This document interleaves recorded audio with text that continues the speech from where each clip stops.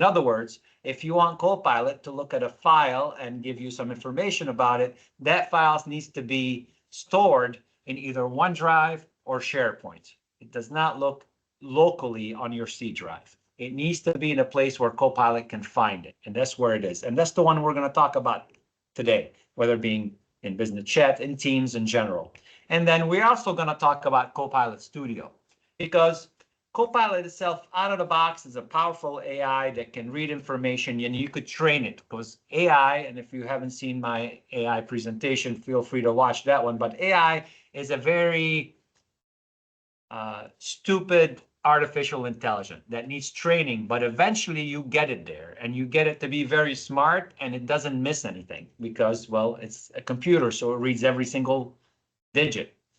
So with Copilot Studio, I'm going to show you how to create your own agent to do specific functions.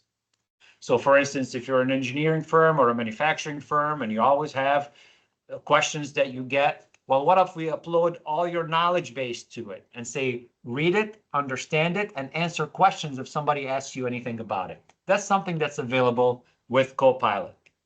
Now, so that's really what we're going to talk about. The last Copilot that I don't have in there, it's really Copilot for Sales, and it's called Copilot for Sales, and it only works with Microsoft Dynamics at this point. I think they're releasing an additional tool for the sales, like an additional CRMs that we'll be able to tie into, like